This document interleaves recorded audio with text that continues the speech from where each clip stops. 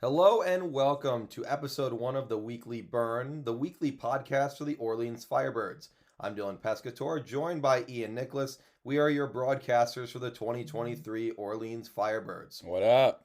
Every week we'll be putting out a Weekly Burn podcast, recapping the previous week in Firebirds baseball, storylines, game recaps, all the above, along with announcing the Firebird of the Week. Well, obviously we don't have Firebird of a Week just yet, but whenever we do, when the season kicks off at Hyannis on Saturday, Sammy Miller, the third member of our media team, our sideline reporter, will be interviewing them, but who she'll be interviewing soon, well, you'll have to tune in the rest of this to find out. So no Firebird of the Week, of course, on Friday, which is June 9th, whenever you're listening to this.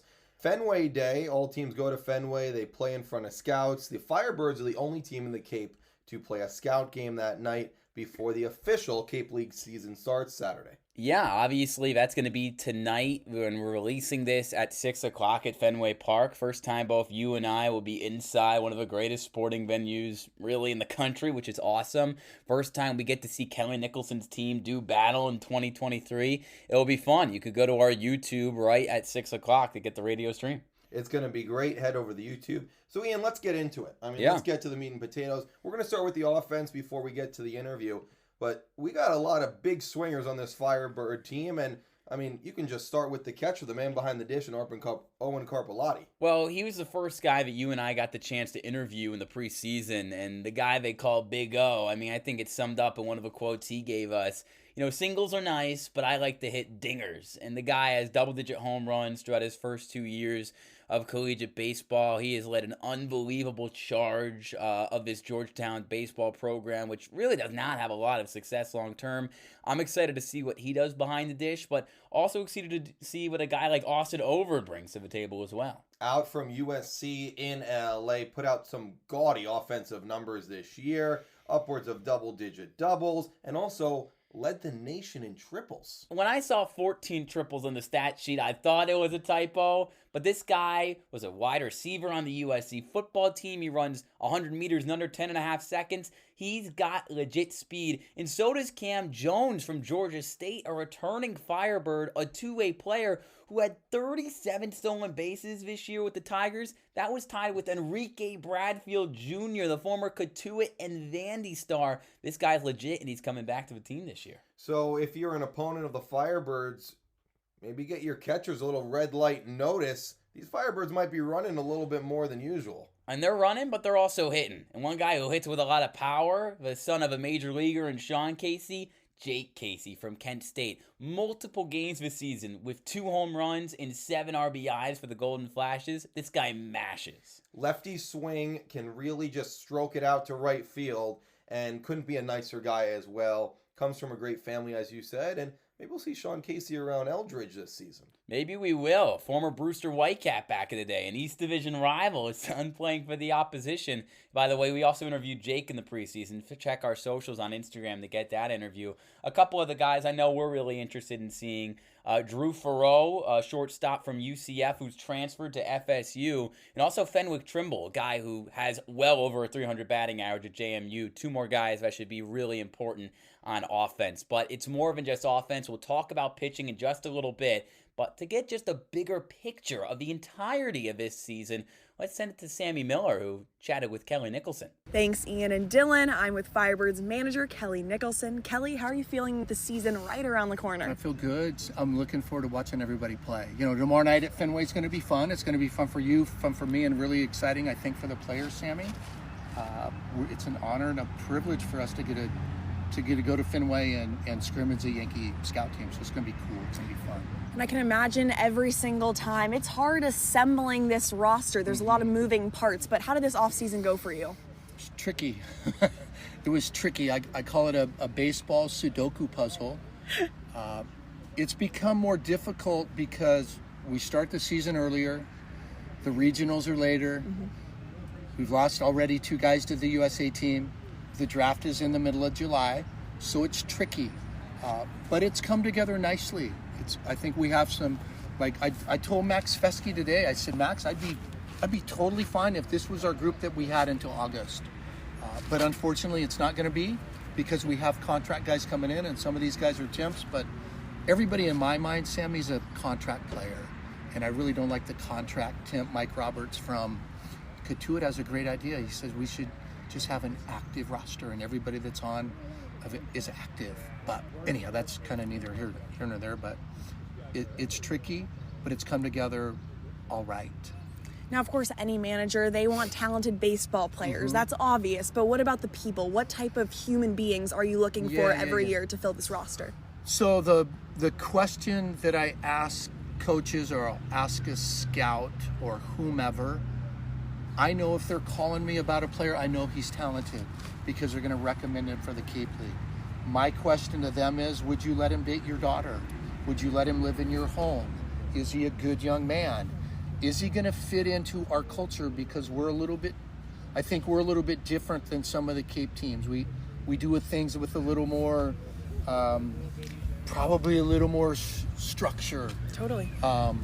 So those are the kind of kids that we want. We want high character. We need elite character. We need 80 character guys, 80 on the scout scale is right at the very top of the scale, and we need elite talent. And then when you get a great kid that's a really good player, then you've got a chance to be a good team.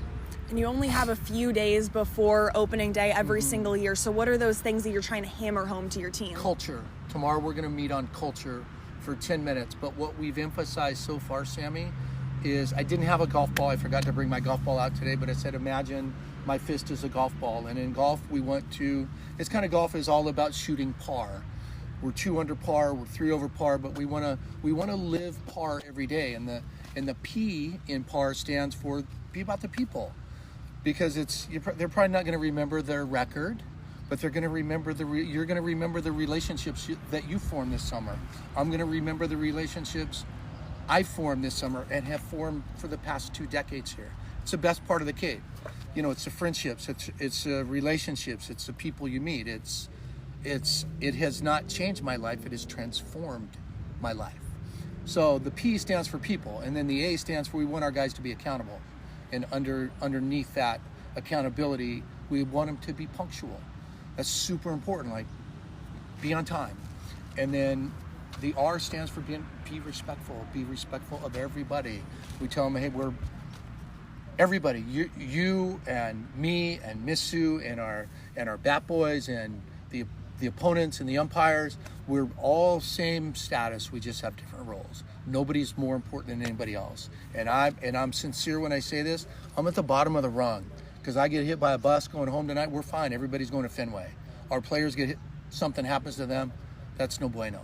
So I think it's important that I understand where I fit in, in the whole thing, and I have to understand what's really important. Nobody's coming to watch our coaching staff. They're coming to watch these guys. And I know there's so many people all across the Cape that are so excited for this season to begin. What should fans be excited for this Orleans Firebirds squad? Well, I think it's pretty well. I think it's balanced. I think we have a little power. I think we have some guys that can run.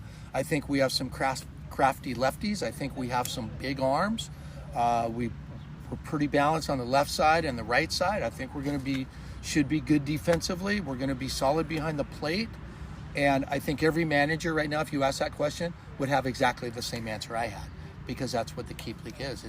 It's super balanced. They're the best kids in the country, and I think we're just all super excited to watch them play. I know I am, and I've been here kind of a long time, not as long as some, but I am fired up about tomorrow and Saturday and these first 5 games. Well, I'm fired up too. Thank you so much, Kelly. Back to you guys. Coach Nicholson's fired up. Sammy, you're fired up. Dylan and I are as well. I mean, you've got a guy in Coach Nicholson now in his 22nd season in Orleans, Dylan, 18th as the skipper. Talk about that par concept that he mentioned. I mean, this is a guy who wants a certain level of character from all his players, and that's really a great example of what he wants from every single guy that comes through the Cape. For Coach Nicholson, it's not just the slash line. It's not just how many home runs did he hit. It's not about the OPS. It's about the person that he meets, the person that he shakes the hand of. The PAR acronym that he mentioned, P for people, the people that you meet, the teammates and friendships that you make on the Cape in this season. A is accountability. Be on time. Be respectful. That's R. So it's all about Kelly making them not just better players, but better people. And I think that's so important. No, it is. I mean, look, at the end of the day, he mentioned it. People aren't going to remember what the Orleans Firebirds do necessarily in the win-or-loss column. Of course, every season should end in a Cape Cod League championship, and Orleans was able to do that in Coach Nicholson's first year at the helm back in 2005. But the Cape Cod League ultimately serves as a bridge towards the rest of these guys' careers. Success not only for the rest of their collegiate careers, but success at the professional level in and outside of baseball, and it's so important to Coach Nicholson. But what is also really important to Coach Nicholson, obviously, as a guy who was a former pitching coach for Orleans way back in the day, is the pitching staff. And Dylan, the one name that a lot of people are probably going to gravitate towards is the one that ends in Leiter and starts in Cam, the nephew of Al Leiter, Cam Leiter.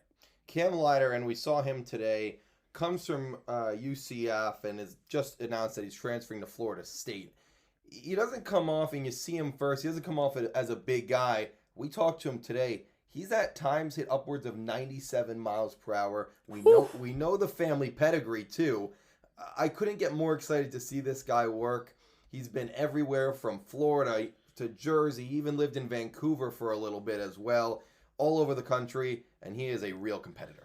Yeah, you could see it throughout this season at UCF, his freshman year. His ERA just under 5 on his freshman season, but over his final 8 appearances, it was a 2.6 ERA. His final 2 appearances, 11 strikeouts and 7 shutout innings in each. 56 innings, 80 strikeouts. The guy throws gas. And another guy who might not have that pure raw arm talent, but you're going to probably see a lot of, Dylan, is another guy who plays his college ball in Florida, Jonathan Gonzalez from Stetson. Yeah, he's from DeLand and raised in Miami.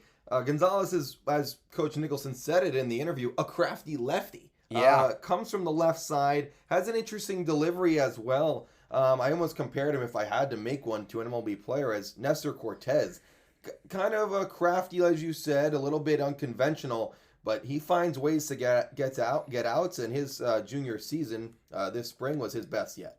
Yeah, a 4.13 ERA, appeared in 11 games out of the pen, but also started in 7 games. A guy who's already logged over 150 innings pitched in his 3 years at the collegiate level. This is a guy who is going to make an impact on this team, and another guy who's probably going to be in a similar spot, who's both come out of the pen and made plays, Sean Matson, a guy from Harvard. Yeah, a smart school, a cool background, given the fact that, you know, Sean Matson's sister, Erin, arguably the greatest college field hockey player of all time in North Carolina.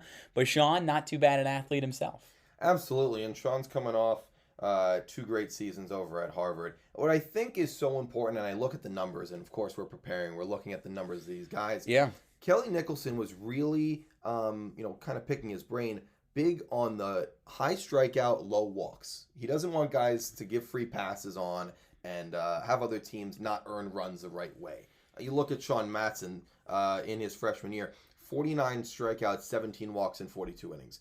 He's not going to have a guy who's, trying to pick at the corners and find a way to strike him out. He wants guys and dogs to go right after the opposing hitters. I thought we were the Firebirds. I mean, get your animals right. Hey, what can I say? It's only week 1. It's only week 1, and we're really excited. Still a couple more guys who have yet to come to Orleans, and I know we don't want to talk about them too much yet because they're not with the team just yet, but a few guys who have standed out who will be on the permanent roster at one point. Chase Alsop from Auburn, Daniel Avidia from Grand Canyon, Ryan Forcucci out in the West Coast, and then Brandon Neely, the closer from Florida, arguably the best closer in the SEC. This guy throws gas. Absolutely, and I couldn't be more excited for him to come in because it's almost like when he comes in the 9th inning, the game's over. Mm-hmm. You can almost start raking the field because he was so dominant. As you said, the best closers in the SEC, bar none. 12 saves this year, 44 innings, 61 Ks. First team All-SEC when it comes to relievers, led the conference in saves as well. This guy just brings fire to the mound, and I think he's going to bring a little bit of fire to the Birds. Okay. So the dog reference didn't really hit. I'm not going to lie, but that was good. There we go, 1 for 2. 1 for 2. You're in the Hall of Fame. The Cape Hall of Fame, maybe. So, Dylan, again, just tell the people where they can listen to tonight's game, where they can listen to every game this year. Yeah, so tonight we're at Fenway radio broadcast, but it is on YouTube. Look up Orleans Firebirds It'll be right there. And then every single game, 44 plus playoffs, cross your fingers, Ian, will be on our YouTube channel, depending 6:30 home games at Eldridge. For the away games, you can check our schedule online at the OrleansFirebirds.com website. Yes, week 1, weekly burn. It's in the name. We'll be back soon. But we're going to be at Fenway tonight, 6 o'clock for Orleans and the Yankee Scout team. Make sure to tune in. Dylan Pescatore, Ian Nicholas, Sammy Miller signing off for now with more Firebirds content to come.